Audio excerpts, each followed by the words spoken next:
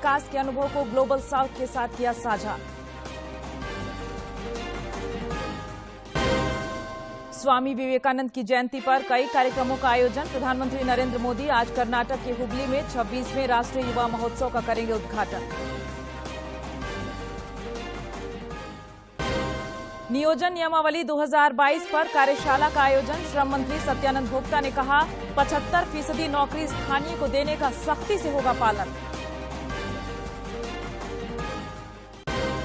और राज्य में संचालित होने वाले 80 उत्कृष्ट विद्यालयों और प्रखंड स्तर पर खुलने वाले आदर्श विद्यालयों में संविदा पर होगी शिक्षकों की नियुक्ति।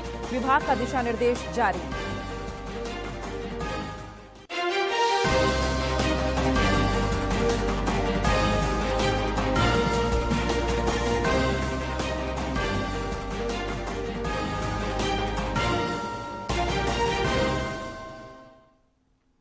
नमस्कार, खबरें झारखंड में आपका स्वागत है। मैं हूं प्रियंका और अब समाचार विस्तार से। प्रधानमंत्री नरेंद्र मोदी ने voice of global south summit का वर्चुअल माध्यम से उद्घाटन किया। इस दौरान श्री मोदी ने कहा कि भारत ने हमेशा अपने विकास के अनुभव को ग्लोबल साउथ के साथ साझा किया है। उन्होंने कहा कि हमारी विकास साझेदारी में सभी भौगोलिक और विविध क्षेत्र शामिल हैं। श्री मोदी ने कहा कि अधिकांश वैश्विक चुनौतियां ग्लोबल साउथ द्वारा नहीं पैदा की गई हैं, लेकिन वे हमें अधिक प्रभावित करती हैं। As India begins its G20 presidency this year, it is natural that our aim is to amplify the voice of the global South. For our G20 presidency, we have picked the theme of One Earth, One Family, One Future. This is in line with our civilizational ethos.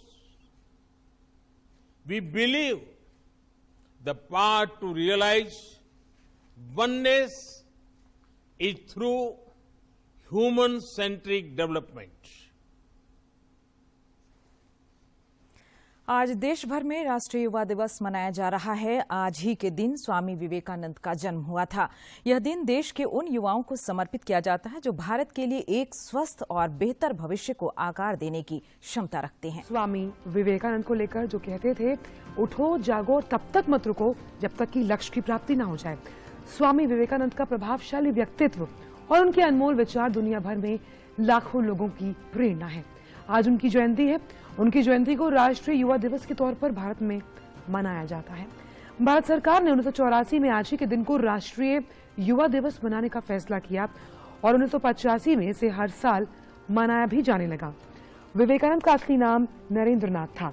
उन्होंने 25 वर्ष की आयु में सांसारिक मोह माया को छोड़कर संन्यास अपना लिया। राष्ट्रपति द्रौपदी मुर्मू ने स्वामी विवेकानंद की जयंती पर उन्हें नमन किया। स्वामी विवेकानंद ने आध्यात्मिकता और देशभक्ति को जोड़ा।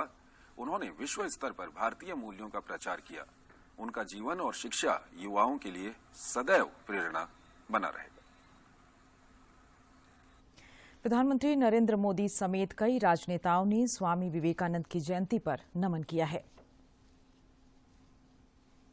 विवेकानंद को उनकी जयंती पर सादर नमन। उनका जीवन राष्ट्रभक्ति, आध्यात्मिकता और कर्मठता के लिए सदैव प्रेरित करता है। उनके महान विचार और आदर्श देशवासियों का मार्गदर्शन करते रहेंगे। प्रधानमंत्री नरेंद्र मोदी आज कर्नाटक के हुबली में 26वें राष्ट्रीय युवा महोत्सव का उद्घाटन करेंगे। विकसित युवा विकसित भारत की थीम के साथ इस वर्ष ये महोत्सव आज से शुरू होकर 16 जनवरी तक आयोजित किया जा रहा है। देश भर से करीब 7,500 युवक इस उत्सव में भाग लेने धारवाड़ पहुंच रहे हैं। युवा महोत्सव का आयोजन हर साल प्रतिभावान युवाओं को राष्ट्र निर्माण की दिशा में प्रेरित करने के साथ साथ राष्ट्रीय स्तर पर पहचान दिलाने के लिए किया जाता है। ये देश के सभी भागों की विविध संस्कृतियों को एक साझा मंच पर लाता है और प्रतिभागियों को एक भारत श्रेष्ठ भारत की भावना से जोड़ता है। सम्मेलन में 5 विषयों कार्य, उद्योग और नवाचार, जलवायु परिवर्तन, स्वास्थ्य, शांति और साझा भविष्य पर चर्चा होगी। इसके साथ ही स्थानीय पारंपरिक संस्कृतियों को प्रोत्साहन देने के लिए प्रतिस्पर्धात्मक कार्यक्रम भी किए जाएंगे। लगभग 10 लाख लोगों को योग करने के लिए योगाथन भी होगा, जिसे प्रमुख आकर्षण माना जा रहा है। आयोजन के दौरान राष्ट्रीय स्तर के कलाकारों द्वारा 8 स्वदेशी खेल और मार्शल आर्ट भी पेश किए जाएंगे। पश्चिमी सिंहभूम जिले के टोंटो थाना क्षेत्र में कल आईईडी विस्फोट में घायल जवानों का इलाज रांची के मेडिका अस्पताल में किया जा रहा है। घायलों को देखने के लिए पुलिस और सीआरपीएफ के अधिकारी मेडिका पहुंचे और घायल जवानों का हालचाल जाना। टोंटो में हुए मुठभेड़ और पूरे अभियान की मॉनिटरिंग खुद पुलिस महानिदेशक नीरज सिन्हा कर रहे हैं। मुठभेड़ के बाद आईजी अभियान AV Homkar, IG Ranchi range Pankaj Kamboj, DIG STF Anoop Birthare और विशेष शाखा की एसपी शिवानी तिवारी ने बैठक कर पूरे घटनाक्रम की समीक्षा की। उसके बाद उसी घटनास्थल के पास आईडी ब्लास्ट किया गया। पुलिस के द्वारा भी इसकी पूरी जवाबी कार्रवाई की गई और लगभग आधे घंटे के आसपास तक दोनों ओरों से मुठभेड़ जारी रहा। आईडी ब्लास्ट में मुठभेड़ के क्रम में हमारे 6 पुलिसकर्मी मामूली रूप से जख्मी हुए हैं, जिनको प्राथमिक उपचार के उपरांत उचित इलाज हेतु हेलीकॉप्टर से इवैक्यूएट करके रांची ले जाया गया है, जहां वो। श्रम मंत्री सत्यानंद भोक्ता ने कहा है कि निजी क्षेत्रों में 75% नौकरी स्थानीय को देने की नीति का अब सख्ती से पालन होगा। श्री भोक्ता कल रांची में नियोजन नियमावली पर आयोजित कार्यशाला को संबोधित कर रहे थे। इस दौरान उन्होंने कंपनी के प्रतिनिधियों से कहा कि झारखंड राज्य निजी क्षेत्र में स्थानीय उम्मीदवारों के नियोजन अधिनियम 2021 एवं नियोजन नियमावली 2022 के तहत 10 लोगों से अधिक को रोजगार देने वालों को निबंधन कराना है। मौके पर श्रम सचिव राजेश कुमार शर्मा ने कहा कि सरकार द्वारा निर्मित अधिनियम एवं नियमावली का उद्देश्य यह है कि झारखंड राज्य के विकास में स्थानीय उद्योगों में स्थानीय लोगों की भागीदारी हो।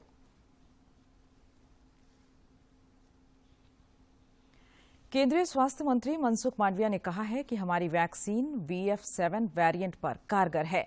उन्होंने कहा कि भविष्य में कोई भी वेरिएंट नया रूप ले, इसके लिए हर पॉजिटिव केस की जीनोम सीक्वेंसिंग की जा रही है। 15 लाख से ज्यादा यात्रियों की जांच की गई, जिसमें 200 से ज्यादा यात्री संक्रमित पाए गए। सभी पॉजिटिव सैंपल्स की जीनोम सीक्वेंसिंग की जा रही है।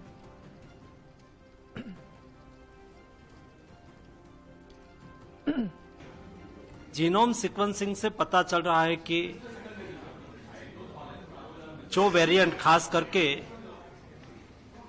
BF7 वेरिएंट, वो चाइना, जापान, हांगकांग, सिंगापुर वगैरह जगह पे पाए गए हैं। वो वेरिएंट भी कई पैसेंजरों में पॉजिटिव पाए गए हैं, लेकिन भारत में ये वेरिएंट पहले से ही 3 महीने पहले से ही दिखाई दे रहा है। हमारा वैक्सीन BF7 वेरिएंट पर कारगर है। वैक्सीन की रेस में भारत की इस तैयारी से लेकर जीत तक की पूरी कहानी को शब्दों के जरिए एक किताब में उतार दिया गया है। आशीष चंदोरकर और सूरज सुधीर ने ये किताब लिखी है। ब्रेविंग अ वायरल स्ट्रोम नामक इस पुस्तक का विमोचन केंद्रीय स्वास्थ्य मंत्री मनसुख मांडविया ने किया। प्रधानमंत्री के नेतृत्व वाले नए भारत का इतिहास है। ये नए भारत की क्षमता और ताकत की कहानी है। स्वास्थ्य मंत्री ने इस किताब को हिंदी और क्षेत्रीय भाषाओं में भी लाने की अपील की है। ये नया भारत की कहानी में इसलिए बोलता हूँ, नया भारत के इतिहास में इसलिए बोलता हूँ, ये देश की एक ऐसी बुक है जिसमें ये देश की क्षमता और ताकत हम कर सकते हैं। हमने करके दिखाया, कोविड मैनेजमेंट करके दिखाया। लक्ष्य था मोदी जी का देश को बचाने का। As a team of Modi मेरी जिम्मेवारी थी कि हम उसको कैसे सक्सेस करें। हम नहीं कभी रात देखते थे, नहीं कभी दिन देखते थे, बस केवल काम देखते थे। मोदी जी ने कैसे सभी साइंटिस्ट को प्रोत्साहित किया, मोदी जी ने रिसर्च करने वाली, मैन्युफैक्चरिंग करने वाली कंपनियों को कैसे सपोर्ट किया, उसकी विजिट करके उसका हौसला बढ़ाया। ये किताब भारत की सफलता को दर्शाती है।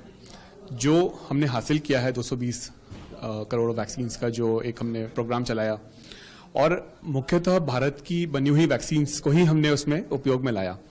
तो ये कितनी बड़ी उपलब्धि है और क्यों ये आसान नहीं था, इस कहानी को हमने इस किताब। विश्व स्वास्थ्य संगठन के प्रमुख ने कोरोना के मरीजों का आंकड़ा सही तरीके से जारी करने को कहा है। जिनेवा में WHO के महानिदेशक टेड्रोस एडनोम घेब्रेयेसस ने कहा है कि सभी देश सही आंकड़े साझा करें ताकि बीमारी के प्रसार के खिलाफ लड़ाई में अधिक प्रभावी योगदान दिया जा सके। टेड्रोस ने पिछले हफ्ते भी चीन से कोविड मरीजों के अस्पताल में भर्ती होने और मौतों के सही आंकड़े मांगे थे। दिसंबर 2022 में चीन सरकार ने लगभग 3 वर्षों के बाद महामारी की शून्य कोविड नीति को समाप्त कर दिया था, जिससे कुछ ही हफ्तों में कोविड मामलों में भारी वृद्धि हो गई। जनवरी 2023 की शुरुआत में अनिवार्य PCR जांच और चीन आने वाले लोगों के लिए सामूहिक पृथकवास भी रद्द कर दिया गया था। देश में पिछले 24 घंटे के दौरान कोविड के 197 नए मरीजों की पहचान की गई, जबकि 229 मरीज स्वस्थ भी हुए। घंटों में 229 मरीज उपचार करवाकर स्वस्थ हो चुके हैं, जिसके बाद देश में रिकवरी रेट 98.8% हो गया है। वहीं साप्ताहिक पॉजिटिविटी रेट वर्तमान में 0.11% और दैनिक पॉजिटिविटी रेट 0.10% दर्ज किया गया। देश में कोरोना संक्रमण के सक्रिय मामलों की कुल संख्या 2309 है। देश में कोविड के खिलाफ जारी जंग में टीकाकरण अभियान तेज गति से जारी है। देश में अब तक 2 अरब 20 करोड़ 15 लाख से अधिक टीके लगाए जा चुके हैं। वहीं पिछले 24 घंटों में 61,680 कोविड टीके लगाए गए। महिला एवं बाल विकास विभाग के सचिव कृपानंद झा ने कहा है कि बच्चे परिवार, राज्य और देश के भविष्य होते हैं। बच्चों को कुपोषण से बचाना राज्य सरकार की प्राथमिकता है। श्री झा कल रांची में आयोजित राज्य अनुश्रवण एवं क्रियान्वयन समिति की बैठक को संबोधित कर रहे थे। उन्होंने कहा कि बच्चों को कुपोषण से बचाने के लिए विभाग पूरी तत्परता, सजगता और प्रतिबद्धता से कार्य कर रहा है। राज्य को हर हाल में कुपोषण मुक्त करने की दिशा में कार्य करना है। राज्य के आंगनबाड़ी केंद्रों में बच्चों को गुणवत्तापूर्ण पौष्टिक आहार उपलब्ध कराएं। मौके पर झारखंड राज्य पोषण मिशन की महानिदेशक राजेश्वरी बी ने समर अभियान योजना के कार्य प्रगति में तेजी लाने का निर्देश विभाग के पदाधिकारियों को दिया। देश का सकल प्रत्यक्ष कर संग्रह चालू वित्त वर्ष 2022-23 में 10 जनवरी तक 24.58% का इजाफा हुआ है। बजट में वित्त वर्ष 2022-2023 के दौरान प्रत्यक्ष कर संग्रह 14,20,000 करोड़ रुपए रहने का अनुमान लगाया गया था। सकल आधार पर कॉरपोरेट आयकर CIT संग्रह 19.72% बढ़ा, जबकि व्यक्तिगत आयकर PIT में 30.46% की वृद्धि हुई। राज्य में सूखे का आकलन करने के लिए केंद्रीय टीम झारखंड दौरे पर है। केंद्रीय टीम में संयुक्त सचिव S रुक्मणी समेत कई अधिकारी शामिल हैं। केंद्रीय टीम ने कल पलामू और दुमका समेत कई जिलों का दौरा कर सुखाड़ का जायजा लिया।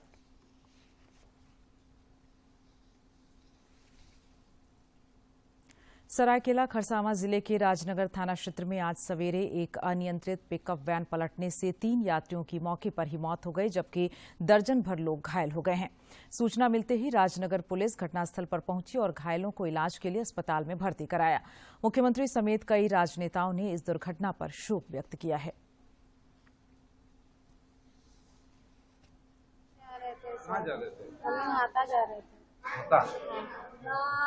घटना कैसे घटा? घटना तो हम भी वही गाड़ी में ही थे। वो गाड़ी ड्राइवर बोला कि गाड़ी आ रहा तो उसमें बैलेंस नहीं कर पाए। चाईबासा से लेबर लेके ढलाई करने जा रहा था। वो अपना संतुलन खो के चालक की लापरवाही से दुर्घटनाग्रस्त हो गई लकड़ा कोचा में। प्रधानमंत्री नरेंद्र मोदी इस महीने की 29 तारीख को मन की बात कार्यक्रम के 100वें एपिसोड के जरिए देशवासियों को संबोधित करेंगे। प्रधानमंत्री ने लोगों से आग्रह किया कि वे एक नए भारत के निर्माण से जुड़ी अपनी प्रेरक कहानी और उपलब्धि भेजें। आम लोग अपने सुझाव 1800-117800 पर रिकॉर्ड कर सकते हैं। और अब बात मौसम की। राजधानी रांची सहित झारखंड में फिर पश्चिमी विक्षोभ का असर दिखेगा, जिससे न्यूनतम तापमान बढ़ेगा और अधिकतम तापमान में गिरावट आ सकती है। यह स्थिति 14 जनवरी तक रहेगी और उसके बाद मौसम साफ हो जाएगा। रांची स्थित मौसम विज्ञान केंद्र के वैज्ञानिक अभिषेक आनंद ने बताया कि पश्चिमी विक्षोभ के कारण आकाश में बादल भी छाए रहेंगे। और अब कुछ खबर राज्य के विभिन्न जिलों से।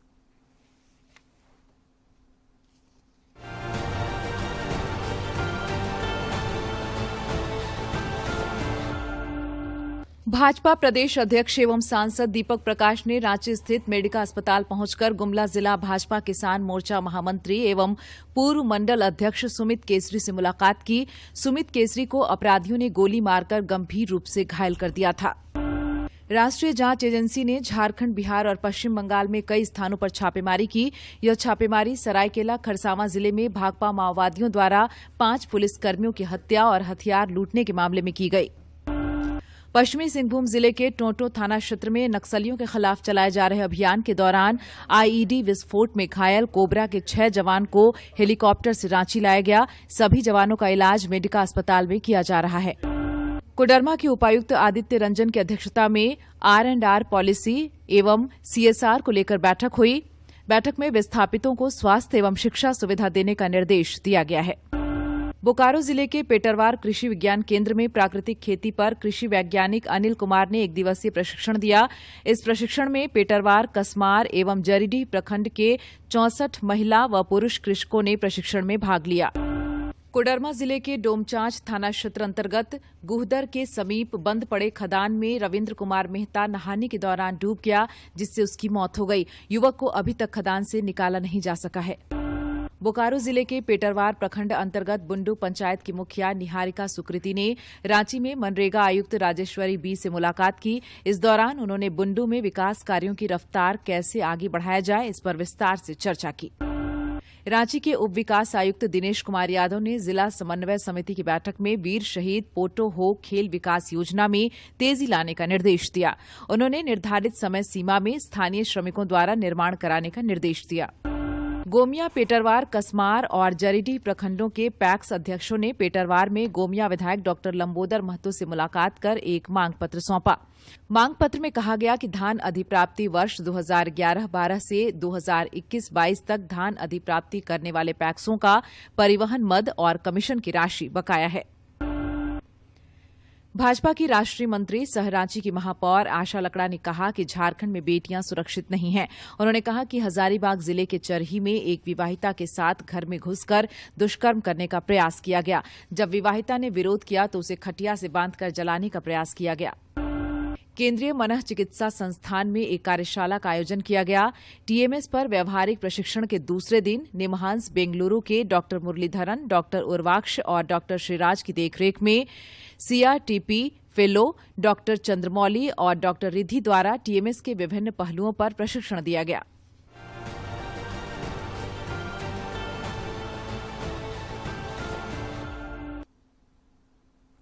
आगे बढ़ेंगे खबर खेल के मैदान से। FIH हॉकी विश्व कप का रंगारंग उद्घाटन समारोह कल शाम ओडिशा के कटक के ऐतिहासिक बाराबती स्टेडियम में संपन्न हुआ। इस अवसर पर खेल मंत्री अनुराग सिंह ठाकुर और मुख्यमंत्री नवीन पटनायक सहित कई राष्ट्रीय और अंतर्राष्ट्रीय खिलाड़ी उपस्थित थे। ब्लैक स्वान की शानदार प्रस्तुति की वजह से जो तमाम स्टेडियम में लोग मौजूद थे वो मंत्रमुग्ध हो गए। उद्घाटन समारोह में बॉलीवुड और विदेशी कलाकारों के अलावा कई स्थानीय कलाकारों ने भी परफॉर्म किया। 29 जनवरी तक चलने वाली इस प्रतियोगिता के उद्घाटन समारोह में ओडिशा के मुख्यमंत्री नवीन पटनायक, केंद्रीय खेल मंत्री अनुराग सिंह ठाकुर भी उपस्थित रहे। ओडिशा के मुख्यमंत्री नवीन पटनायक ने प्रतियोगिता में हिस्सा ले रही टीमों का स्वागत करते हुए लगातार दूसरी बार विश्व कप के आयोजन को ऐतिहासिक बताया।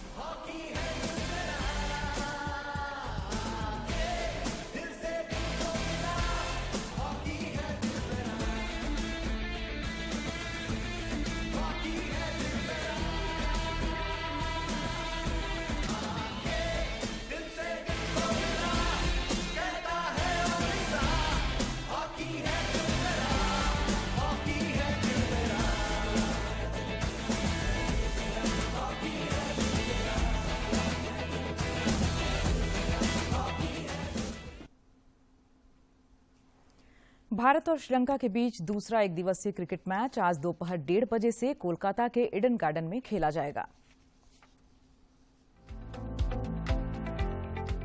नए साल में पहली वनडे सीरीज की पहली जीत से लबरेज टीम इंडिया के रणबांकुरे अब कोलकाता के ईडन गार्डन्स में सीरीज को सील करने के इरादे के साथ मैदान पर होंगे। पहले मुकाबले में मैन इन ब्लू ने श्रीलंकाई शेरों को इस कदर धूल चटाई कि T20 के बाद दासुन शनाका की टीम वनडे सीरीज को भी गंवाने के मुहाने पर खड़ी है। इस जीत की बड़ी बात रोहित शर्मा और विराट कोहली का दमदार प्रदर्शन रहा। खासकर विराट जिस रंग में दिख रहे हैं उससे वनडे विश्व कप से पहले उनके इस फॉर्मेट में धड़ाधड़ रन बनाने की तस्वीर राहत भरी है। फिर रोहित शर्मा का इस मैदान पर श्रीलंका के खिलाफ 264 रन का अवतार भी विरोधी खेमे को बेचैन कर सकता है। वैसे पहले मैच में टीम इंडिया ने एक यूनिट के तौर पर खुद को सामने रखा। गेंदबाजी में उमरान मलिक ने T20 के बाद वनडे में भी प्रभावित किया, तो वहीं मोहम्मद सिराज ने भी अपनी गेंदबाजी में तेजी से सुधार किया है। ईडन गार्डन्स की पिच वैसे तो बल्लेबाजों के लिए मददगार साबित होती रही है, लेकिन यहाँ की पिच स्पिन गेंदबाजों को भी काफी रास आती है। श्रीलंका की बात करें तो कप्तान दासुन शनाका और पथुम निसांका अच्छे फॉर्म में दिख रहे हैं, लेकिन टीम के बाकी बल्लेबाजों को अपने प्रदर्शन में सुधार करना होगा। इस टीम की बड़ी कमी अहम मौकों पर विकेट गंवाना रहा है। ऐसे में टीम यही चाहेगी कि कम से कम उसे एक अच्छी ओपनिंग जरूर मिले। वैसे ईडन गार्डन्स के मैदान पर भारत और श्रीलंका की टीम वनडे में 5 बार भिड़ चुकी है, जिसमें 3 बार भारत ने बाजी मारी है, जबकि 1 बार श्रीलंका ने जीत दर्ज की है। वहीं एक मुकाबला बेनतीजा रहा है। तो कुल मिलाकर भारतीय टीम की नजर ईडन गार्डन्स में ही सीरीज को अपना बनाने की रहेगी और फिलहाल टीम जिस फॉर्म में दिख रही है उससे ये राह बहुत ज्यादा कठिन भी नहीं दिखती। Sports desk, DD news.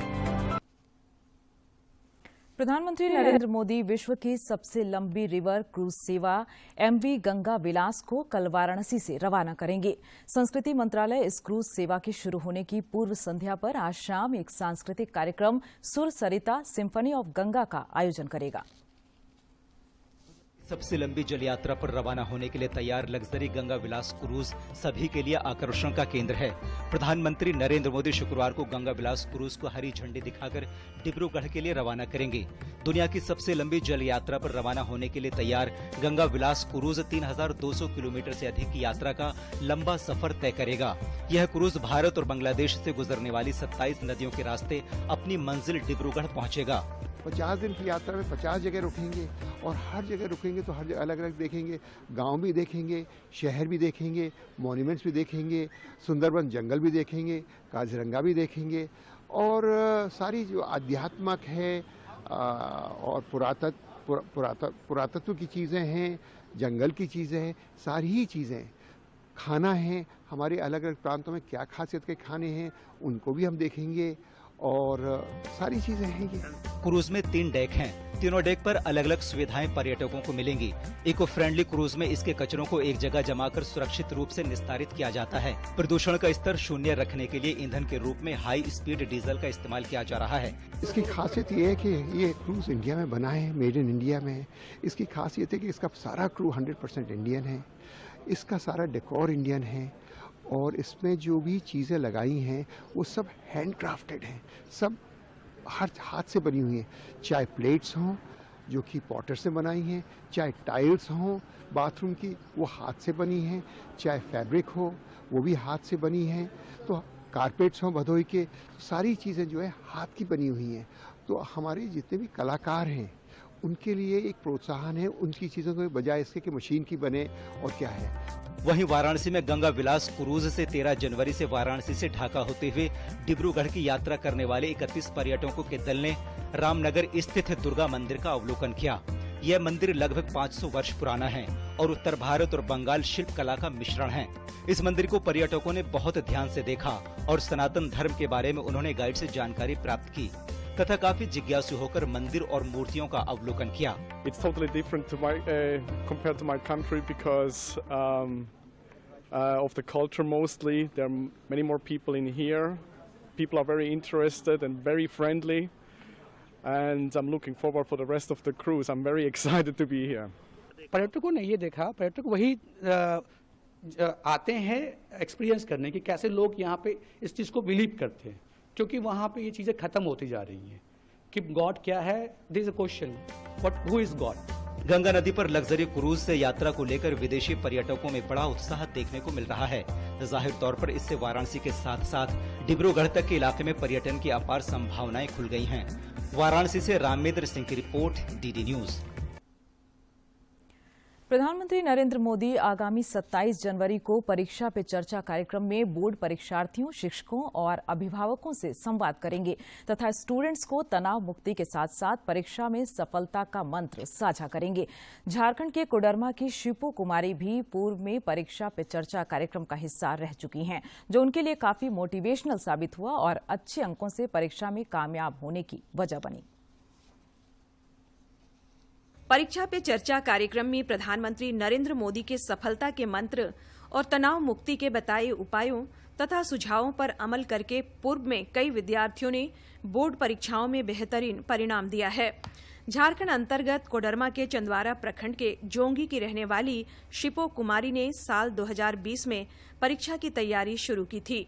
तब उसे काफी तनाव हो रहा था। इसी बीच शिपो को प्रधानमंत्री नरेंद्र मोदी के परीक्षा पे चर्चा कार्यक्रम में शामिल होने का मौका मिला और प्रधानमंत्री के दिए टिप्स पर अमल करके उन्होंने मैट्रिक की परीक्षा में अच्छे नंबर से सफलता अर्जित की। हम लोग परीक्षा में तनाव मुक्त होकर कैसे दें और हम लोग को किसी भी कार्य के लिए पूर्ण संकल्प लेना चाहिए। हमें असफलता ही सफलता की जीत होती है और हमें हम लोग को पढ़ाई के लिए एक निश्चित समय को चुनना चाहिए। शिपो को जब परीक्षा पर चर्चा कार्यक्रम में शामिल होने और प्रधानमंत्री नरेंद्र मोदी से संवाद करने का मौका मिला था, तो यह पूरे परिवार के लिए भी खुशी का पल था। शिपो कुमारी के पिता शिव कुमार रजक ने प्रधानमंत्री नरेंद्र मोदी की इस पहल को सराहनीय बताते हुए कहा कि उनका यह संवाद कार्यक्रम परीक्षार्थियों में एक नई ऊर्जा का संचार करता है। लोग भाग ले और हमको तो बहुत खुश हुआ और टेंशन भी हमको मुक्त हुआ कि चलो हमारा एक बेटी टॉप की जिला। शिपो कुमारी जिस उत्क्रमित उच्च विद्यालय में पढ़ती थी, उस स्कूल में आज भी हर परीक्षा से पहले छात्रों को परीक्षा पे चर्चा कार्यक्रम की रिकॉर्डिंग दिखाई जाती है और स्कूल के बच्चे प्रधानमंत्री नरेंद्र मोदी के टिप्स सुनकर तनाव मुक्त होकर परीक्षा देते हैं। कार्यक्रम में तो जैसा हम लोग सभी को जानते हैं कि वो काफ़ी हद तक जो परीक्षा का जो टेंशन रहता है वो बच्चों को दूर करने का प्रयास करता है। यह सच है कि छात्र जीवन में खुद का आकलन करने के लिए परीक्षा से गुजरना पड़ता है, मगर यह अंत नहीं है, यह आगाज है। मौके आपके पास बार बार आएंगे। जरूरत है तनाव मुक्त होकर उन अवसरों को सीढ़ी बनाकर आगे बढ़ने की। कोडरमा से गजेंद्र बिहारी सिन्हा की रिपोर्ट। अंत में मुख्य समाचार एक बार फिर। प्रधानमंत्री नरेंद्र मोदी ने voice of global south summit को किया संबोधित। कहा, भारत ने हमेशा अपने विकास के अनुभव को ग्लोबल साउथ के साथ किया साझा। स्वामी विवेकानंद की जयंती पर कई कार्यक्रमों का आयोजन। प्रधानमंत्री नरेंद्र मोदी आज कर्नाटक के हुबली में 26वें राष्ट्रीय युवा महोत्सव का करेंगे उद्घाटन। नियोजन नियमावली 2022 पर कार्यशाला का आयोजन। श्रम मंत्री सत्यानंद भोक्ता ने कहा, 75% नौकरी स्थानीय को देने का सख्ती से होगा पालन। और राज्य में संचालित होने वाले 80 उत्कृष्ट विद्यालयों और प्रखंड स्तर पर खुलने वाले आदर्श विद्यालयों में संविदा पर होगी शिक्षकों की नियुक्ति। विभाग का दिशा निर्देश जारी।